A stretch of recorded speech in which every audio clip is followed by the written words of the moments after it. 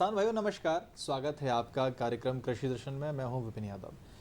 आप तैयार रहते हैं हमारे कार्यक्रम को देखने के लिए, वो इसीलिए क्योंकि आपको इस कार्यक्रम में मिलती हैं बहुत सारी काम की जानकारियां जो कि आपकी खेती में आपको और ज़्यादा आगे लेके जाएं।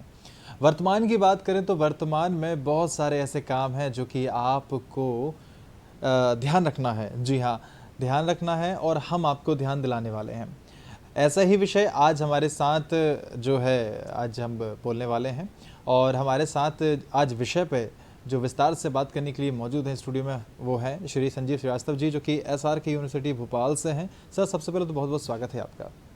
नमस्कार किसान भाइयों, आपको भी बहुत बहुत नमस्कार जी।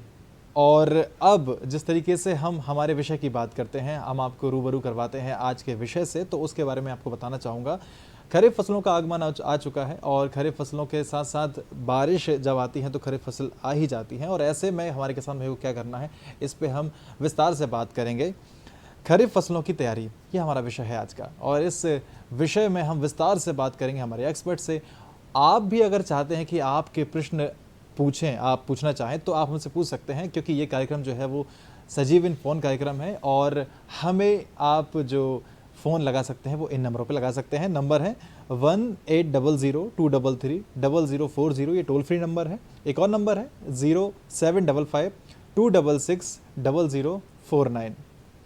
अब जिस तरीके से मध्य प्रदेश में मौसम ने करवट ली है, यानी कि बारिश का आगमन हो चुका है, हम देख रहे हैं कि ज़ोरदार बारिश अब आ गई है, तो हमारे किसान भाइयों के चेहरे पे भी जो खुशी है वो देखने को मिल रही है। ऐसे में अब आगे क्या करना है, इस पे हम विस्तार से हम बात करने वाले हैं। सर, सबसे पहले तो हम खरीफ फसल की बात कर रहे हैं, तो खरीफ फसलों में मुख्य रूप से ऐसी कौन कौन सी फसलें हैं जो किसान भाई तैयारी वैसे बहुत सारी कर चुके हैं, और भी क्या क्या तैयारी हैं जो अभी शुरुआत में करें?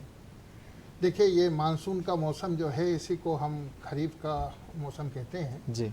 और जनरली वैसे इसे महीने के हिसाब से अपन डिवाइड कर सकते हैं कि, लेकिन खास बात यह है कि मानसून आने के साथ ही ये सीजन चालू होता है। इसकी शुरुआत जो होती है वो मानसून के हिसाब से होती है, और इसीलिए कई जो अलग अलग क्षेत्र होते हैं तो मानसून के हिसाब से सभी के क्षेत्रवार ये सीजन जो है अलग अलग हो जाता है।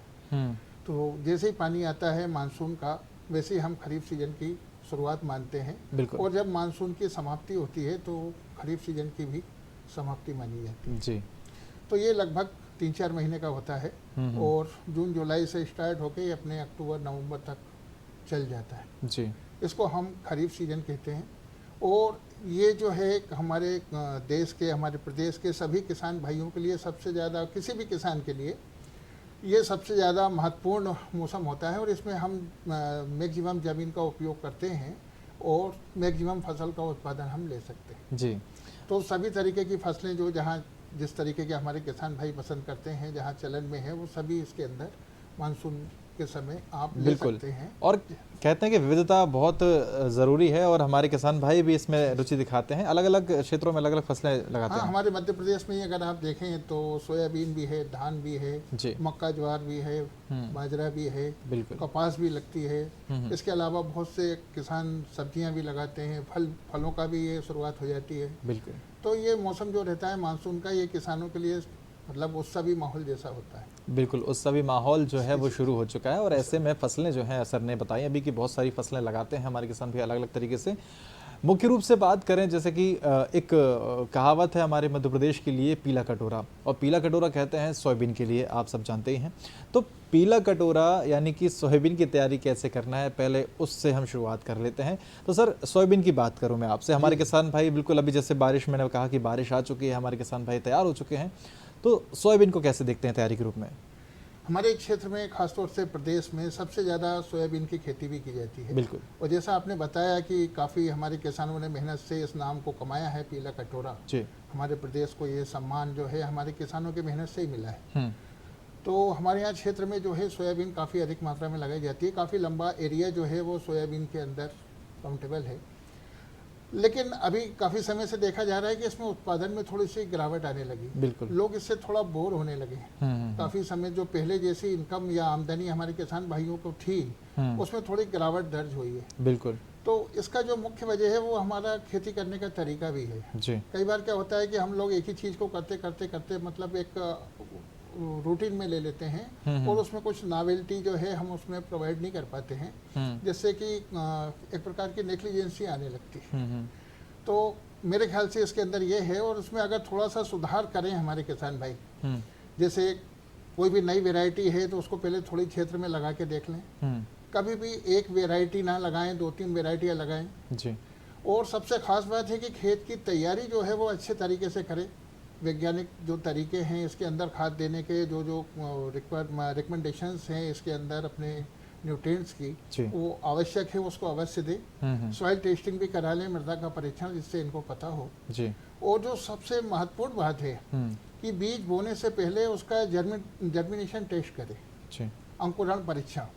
क्योंकि क्या होता है, जो बीज दर की मात्रा होती है, बीज की मात्रा, वो साइंटिफिक डिसीजन तो हम लेते हैं, वैज्ञानिकों ने जो बताया है वो हम डालते हैं, लेकिन क्या होता है कि वो उसका जर्मिनेशन अगर उतना नहीं है, अंकुरण नहीं है जी, तो फिर वो आपको नुकसान कर देती है। बिल्कुल। तो कोई खास तरीका इसके लिए आपको अपनाने की ऐसी नहीं है, लेकिन आप एक बोरा ले करके और उसमें गिन के 100 दाने आप इसके अंदर लगा दें और उसको थोड़ा सा नमी में गीला कर दें और 2-3 दिन के लिए आप उसको नमी में रख दें जी।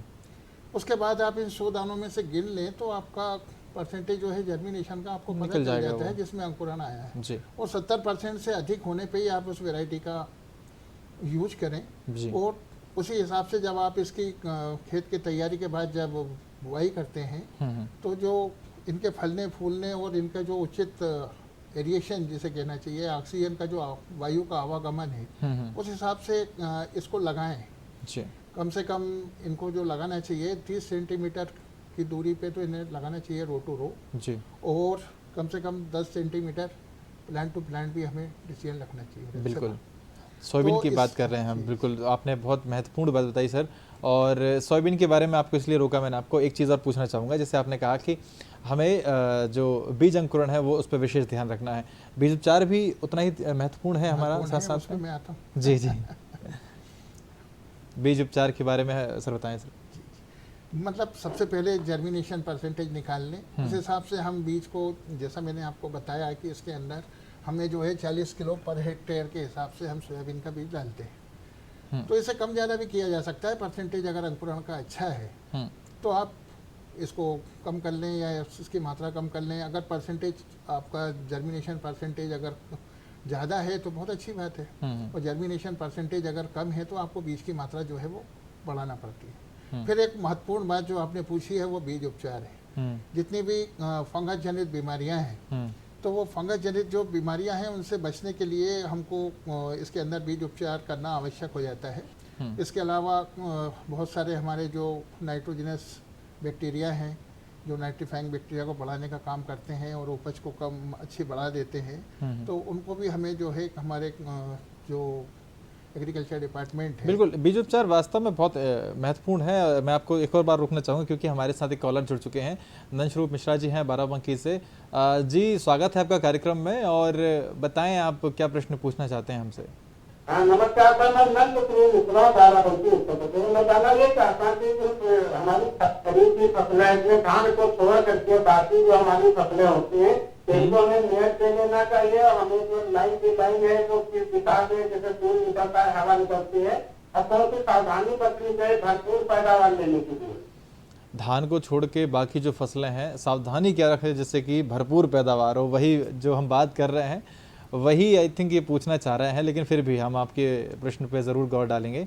देखिए जी, उत्तर प्रदेश हमारा एक ऐसा प्रदेश है जहाँ सर्वाधिक धान की खेती की जाती है जी। हमारे देश का नंबर 1 जो प्रदेश है उसमें मतलब अंडर 500 में इसमें गिना जाता है। नंबर 1 पे तो वेस्ट बंगाल है, नंबर 2 पे उत्तर प्रदेश है, नंबर 3 पे पंजाब आता है, फिर तमिलनाडु और आंध्र प्रदेश है। ऊपर के जो प्रोडक्शन के हिसाब से, उत्पादन के हिसाब से हमारे देश में है, तो उत्तर प्रदेश की भी काफ़ी अच्छी पोजीशन है धान की खेती में, और धान में भी वहाँ के किसान काफ़ी समय से काफ़ी अच्छा आय और इनकम का साधन जो है वो अपना रहे हैं। फिर भी अगर आप इसको बदल के कहीं अल्टरनेट में जाना चाहते हैं तो आप थोड़ी जगह में कुछ और फसल लगा के देख सकते हैं, आजमा के देख सकते हैं। आपके जो क्षेत्र की जो वायुमंडलीय दशाएं हैं, आपके यहाँ का जो एटमॉस्फेयर है, आपके यहाँ और दूसरे किसान क्या कर रहे हैं, तो आप थोड़े बहुत एरिया में आपकी मनपसंद दूसरी और कोई फसल लगा के आप उसकी शुरुआत कर सकते हैं। मैं ये नहीं चाहूँगा कि आप एकदम से पूरे का पूरा इसको चेंज कर दें जी। अगर आप 2-3 इस तरीके के ट्रायल लेते हैं जो आपके क्षेत्र में और किसानों ने सक्सेस किए हों, सफल हुए हों, तो आप भी अपने थोड़े थोड़े क्षेत्रों में इसको लगा के उपयोग किया जा सकता है और इसकी जानकारी अपन अगले प्रोग्रामों में आपको बराबर देते रहें। बिल्कुल। तो ये बीज उपचार के साथ साथ अल्टरनेट जो हमारी फसलें हैं उसमें को हमें बिल्कुल ध्यान देना है, क्योंकि इस तरीके से अगर हम खेती करेंगे तो निश्चित रूप से हमें बहुत ज़्यादा जो मुनाफा है वो हम कमा सकते हैं। हमने सोयाबीन की बात की, अब एक और मुख्य फसल है अभी वर्तमान में देखते जा रहे हैं, वो है धान। जी हाँ, धान इतनी महत्वपूर्ण होती जा रही है हमारे किसान भाइयों के लिए, क्योंकि उससे आय का साधन बहुत बढ़िया बनता जा रहा है। तो धान के बारे में सर हम अभी वर्तमान के परिदृश्य को देखते हुए क्या कहेंगे? नहीं, बिल्कुल अच्छी बात है। हमारे किसान भाइयों ने काफ़ी रकबा मध्य प्रदेश में धान का बढ़ाया है, जो पहले काफ़ी कम हुआ करता था। आजकल हमारे काफ़ी किसान भाइयों ने धान को आजमाया है और इसमें सफल भी हुए हैं। जहाँ तक आमदनी का सवाल है, अच्छी खेती का सवाल है, हमारे किसान भाइयों की मेहनत इसमें रंग लाई है और काफ़ी अच्छी मात्रा में वो लोग कमा भी रहे हैं। तो धान की खेती में जो सबसे महत्वपूर्ण बात है, ये सबसे पहले तो हमें इसका वो रोपा तैयार करना पड़ता है। तो रोपा तैयार करने के लिए जो सही समय है वो 15 मई से 30 जून तक तो हमें कर ही लेना चाहिए। बिल्कुल। और इसकी जो रोपाई का समय है वो भी अपन को ये मान के चलिए 15 जून से 15 जुलाई तक इसको हमें बिजाई कर देना चाहिए खेत में जी। इससे क्या होता है कि हम एक प्रकार का जैविक नियंत्रण भी पा लेते हैं। टाइम पे अगर हम बिजाई कर देते हैं हमारे धान के खेतों में, इसका ट्रांसप्लांट कर देते हैं तो आने वाले बहुत से कीड़े बीमारियों से हम इसको बचा सकते हैं। तो टाइम पे अगर हम इसका रोपा लगा सकें, ट्रांसप्लांट कर सकें तो ये बहुत अच्छी बात है। और रोपा जो है वो हमारा 20 से 25 दिन से ज़्यादा नहीं होना चाहिए जी। तो रोपा अगर आपका किसी कारणवश, जैसे मानसून के ऊपर आप डिपेंड हैं, अगर लेट होता है, थोड़े ज़्यादा दिन का हो जाता है, तो आप तो इसके अंदर जो रोपाई अपन करते हैं फसल के, जो बिजाई करते हैं, उसको डबल कर दें। 1 की जगह 2 लगाएं, 2 की जगह 3 लगाएं। तो ये आपका एरिया कवर कर देता है। कोशिश करें कि 20 से 25 दिन में ही आपकी रोपाई हो जाए तो ये सर्वोत्कृष्ट रहती है। इसके अलावा हमें खेत में जो पर्याप्त मचाई करना चाहिए जिससे कि हमारी फसलें जो हैं अच्छी आएँ। इसके अंदर गोबर की खाद आप अच्छे से मिलाएं और जो संतुष्ट रिकमेंडेशन वाली जो आपके NPK की मात्रा है वो ज़रूर दें। बिल्कुल, ये बहुत महत्वपूर्ण है। और एक और चीज़ महत्वपूर्ण ये है, जिस तरीके से भी हम लोग अभी स्क्रीन पे देख रहे थे, जो हमारी अभी वीडियो चल रही थी, उसमें कतार से कतार की दूरी के लिए कितना बढ़िया एक व्यवस्था थी, वो आप ज़रूर देखा होगा आपने। यहाँ रुकते हैं छोटे से ब्रेक के लिए, ब्रेक के बाद जल्द हाजिर होते हैं। मुझे क्या सुनाना चाहते हो? जो सुनाओ मेरी सौतन को। किसको? अरे वही तुम्हारा मोबाइल फोन जिससे सुबह शाम दिन रात चिपके रहते थे और कहते थे किसान कॉल सेंटर से बातें हो रही हैं। अच्छा ये बात है। हाँ, क्यों? क्या हुआ? अब बात नहीं होती क्या? अब तो झट से बात हो जाती है। संबंधी समस्याओं का अपनी भाषा में तुरंत हल पाने के लिए पूरे भारत में किसी भी फोन से हेल्पलाइन नंबर पर संपर्क करें। किसानों का दोस्त किसान कॉल सेंटर।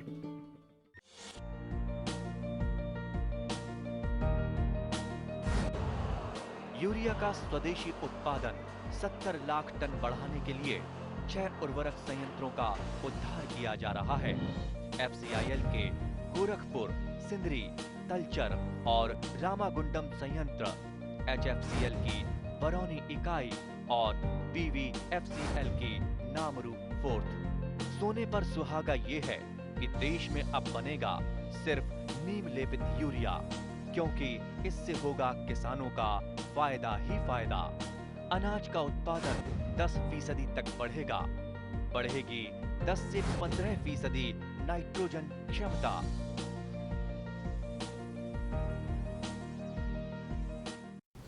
ब्रेक के बाद एक बार फिर आपका स्वागत है कार्यक्रम कृषि दर्शन में। किसान भाइयों, जिस तरीके से आज हम बात कर रहे हैं वर्तमान परिदृश्य को देखते हुए खरीफ फसलों की तैयारी की, और हमारे साथ इस चर्चा में विस्तार से जानकारी देने के लिए मौजूद हैं श्री संजीव श्रीवास्तव जी, जो कि SRK यूनिवर्सिटी भोपाल से हैं। और एक और बात महत्वपूर्ण ये है कि ये कार्यक्रम जो है वो लाइव कार्यक्रम है, जिसमें आपके प्रश्न जो है वर्तमान में कोई भी आपको समस्या आ रही है तो हमसे पूछ सकते हैं सीधे, और वो ऐसे पूछ सकते हैं कि आप हमें नंबर लगा सकते हैं। नंबर है 07552660049 और टोल फ्री नंबर 1800233040। ये नंबर है, इन पे आप कॉल करके सवाल पूछ सकते हैं। चलिए आगे बढ़ाते हैं हमारे विषय को, और आगे बढ़ाने के लिए जैसे कि हमने ब्रेक से पहले बात की थी, सोयाबीन की बात की, हमने धान की बात की, धान में और कई सारी चीज़ें ऐसी हैं जो कि हमें अभी चर्चा करना है। तो मैं सर से ही पूछता हूँ, सर क्या कुछ बचा हुआ है अभी आपके हिसाब से धान में? धान हमारे क्षेत्र में सबसे अच्छी फसल है, मैक्सिमम किसान आजकल हमारे इसमें ले रहे हैं। नॉट ओनली इंडिया बल्कि दुनिया में भी सबसे ज़्यादा लगाई जाने वाली, खाई जाने वाली जो अनाज है वो हमारा धान है। और धान जो है सबसे पुरानी फसल भी है। ये ऋषि मुनियों के ज़माने के भी अवशेष इसमें मिलते हैं, जब से हमारे धान की खेती जो है काफ़ी पुराने समय से की जा रही है। तो धान में हमारे किसान भाई भी काफ़ी विशेषज्ञ हो गए हैं और काफ़ी अच्छी खेती करते हैं।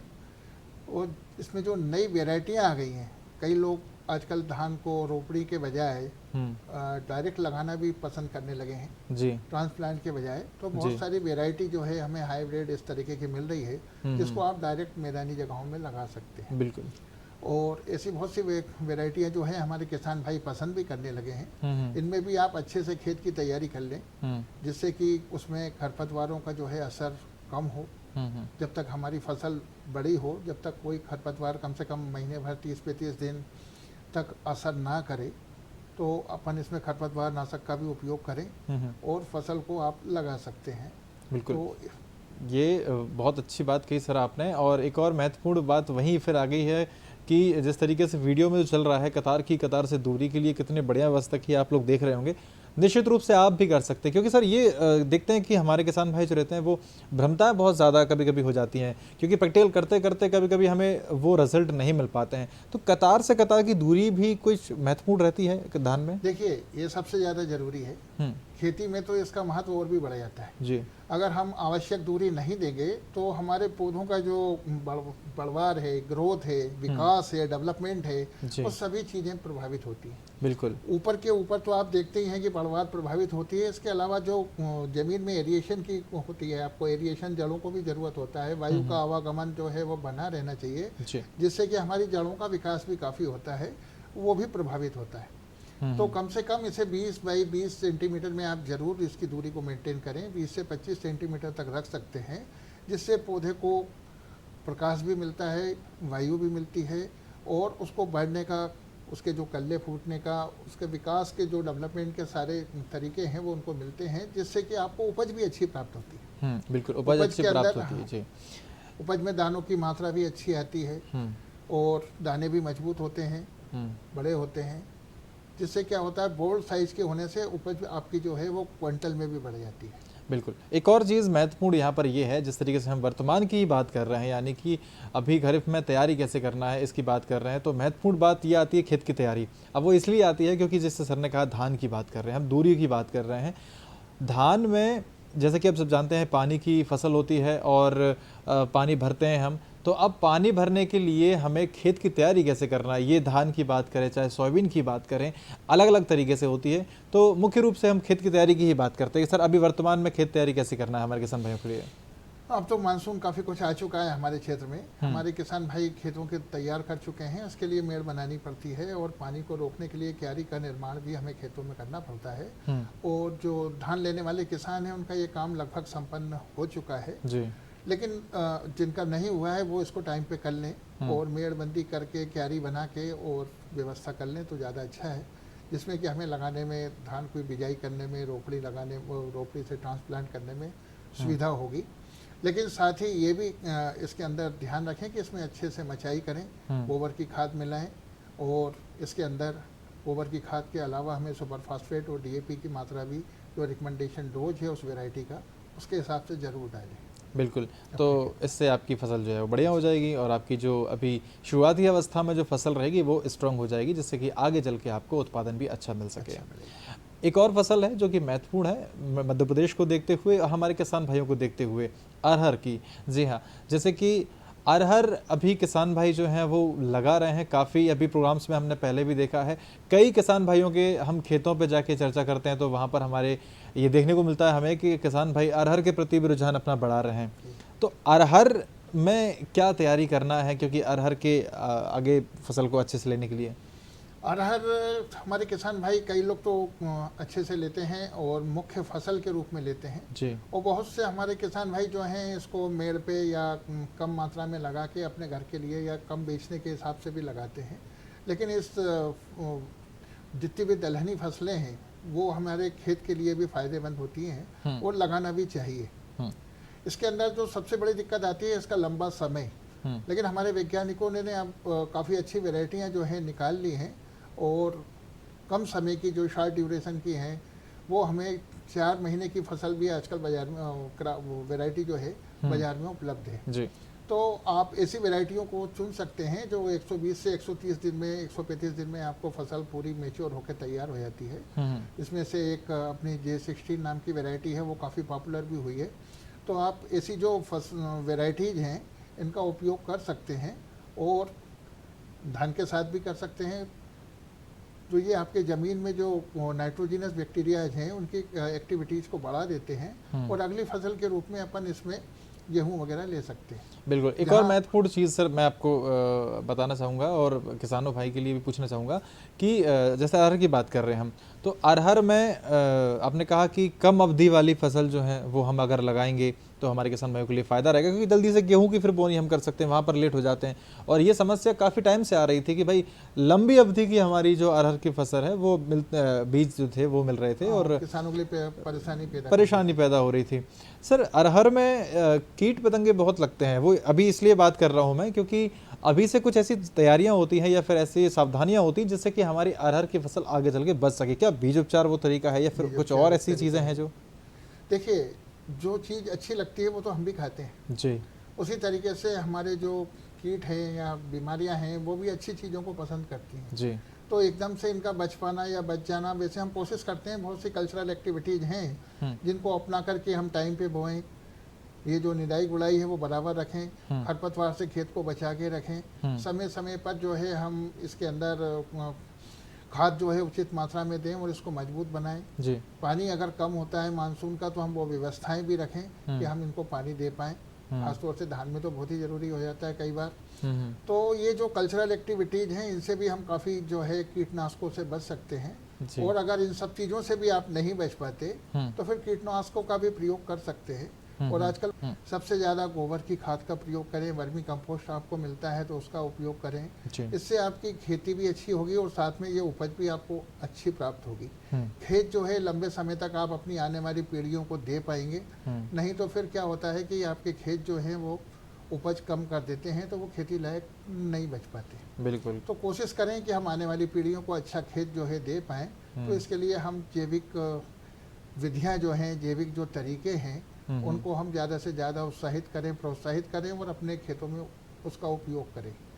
उद्यानिकी एक वर्तमान में देखें क्योंकि खरीफ फसल का शुभारंभ हो रहा है तो उद्यानिकी में भी हमारे किसान भाई काफ़ी रुझान दिखाते हैं। उद्यानिकी में कौन कौन सी फसलें ऐसी हैं जो कि अभी किसान भाइयों को ध्यान देना है, और साथ साथ में जिस तरीके से अभी फल वाले जो पेड़े हैं, पौधे हैं, वो भी अभी लगा सकते हैं, तो क्या क्या कर सकते हैं हमारे किसान भाई?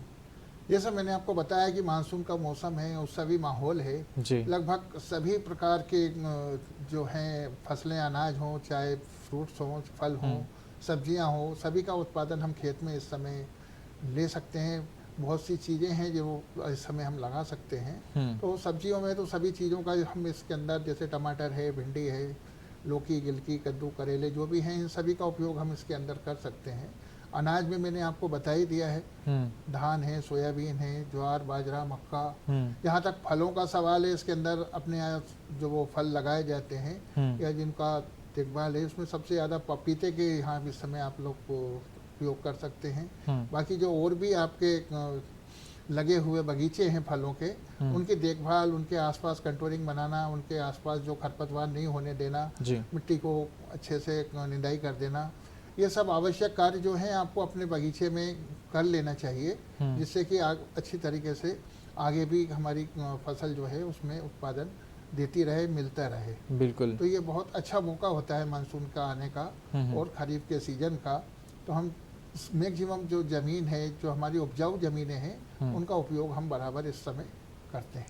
करते हैं और आप उत्पादन भी फिर ज़्यादा लेते हैं। तो पपीते की बात कही और भी जो फल वाले वृक्ष हैं वो उनकी बात करी, क्योंकि हमारे किसान भाई जो है वो अभी जिस तरीके से हम देखते हैं, और अभी तो किसान भाई जो हैं वो युवा आजकल बढ़ते जा रहे हैं, स्मार्ट खेती करते जा रहे हैं, स्मार्ट टेक्नोलॉजी को अपनाते जा रहे हैं, कहीं ना कहीं हर तरीके से उन्हें मदद मिल रही है। तो ऐसे में हमारे किसान भाई से सलाह तो यही रहेगी कि भाई आप जितना ज़्यादा टेक्नोलॉजी का इस्तेमाल करें, जितना ज़्यादा एडवांस से तरीके से आप खेती करेंगे तो आपको निश्चित रूप से उतना ज़्यादा मुनाफा होगा, चाहे जानकारियों का हो या फिर आप किसी यंत्रों का इस्तेमाल हो। आप एडवांस करेंगे तो आपको एडवांस में ही आपको उत्पादन मिलेगा। और जी, मोबाइल ऐप काफ़ी हमारे आ गए हैं, बहुत सारे डेवलप हो गए हैं, और मेरे ख्याल से किसान भाई भी आजकल बहुतायत में मोबाइल अपने पास रखने लगे हैं। बिल्कुल। तो ऐसे बहुत से ऐप हैं जिसमें आप अपनी परेशानियों का शिकायत फ़ोटो खींच के भेज सकते हैं, बल्कि उस ऐप में ही आपकी उन समस्याओं का समाधान आपको दवाई के नाम सहित और उसके उपचार सहित आपको मिल जाता है। तो आप ऐसे अपने जो मोबाइल हैं उसके अंदर ऐसे ऐप को डाउनलोड करें, और अगर ऐसी कोई दिक्कत में आप आते हैं, और नहीं तो बहुत सारे टोल फ्री नंबर्स भी हैं, हमारे कृषि विभाग के भी हैं और हमारे यूनिवर्सिटी के भी हैं, कई कंपनियों ने भी प्रोवाइड कर रखे हैं, तो आप इनसे भी सहायता ले सकते हैं समय समय पर। बिल्कुल ले सकते हैं। अंतिम सलाह सर मैं आपसे चाहूँगा किसान भाइयों के लिए, वर्तमान परिदृश्य को देख के जाते जाते हमारे किसान भाइयों को क्या कहना चाहेंगे आप? मैं किसान भाइयों से यही कहना चाहूँगा कि मेहनत जो आपने करी है और आज हमारे देश का नाम रोशन किया है और हमारे प्रदेश को भी आपने आगे बढ़ाया है, इसका सबसे अच्छा एग्जाम्पल हमें कोरोना में देखने को मिला था, जब आपने हमारे सारे देश की, प्रदेशवासियों की सेवा करी थी और सबसे ज़्यादा प्रोडक्शन और उत्पादन उस समय लिया था और कम से कम गिरने नहीं दिया था जी। आप उस समय भी खेत पे खड़े हुए थे। हम आपको सलाम करते हैं और उम्मीद करते हैं कि आप देश प्रदेश को इसी तरीके से अच्छा उत्पादन दे करके सदैव आगे रखेंगे, हमेशा आगे बढ़ाते रहेंगे। सादर नमस्कार। तो किसान भाइयों, आज हमने बात की थी खरीफ फसलों की तैयारी एवं सामयिक सलाह। जी हाँ, निश्चित रूप से आपको, हमें उम्मीद है कि आपको जो आपके सवाल हैं कहीं ना कहीं आपको मिले होंगे जवाब उनके। और आज हम जिस तरीके से आपको बता रहे थे खरीफ फसलों की तैयारी कैसे करना है, तो आपने ये जो जानकारी है बिल्कुल आपने अच्छे से सुनी होंगी। सर बहुत बहुत धन्यवाद आपका हमारे किसान भाइयों के लिए इतनी महत्वपूर्ण जानकारी बताने के लिए। तो किसान भाइयों, आज के लिए बस इतना ही। अगले अंक में फिर मुलाकात होगी, तब तक के लिए आप स्वस्थ रहिए, मस्त रहिए और नमस्कार।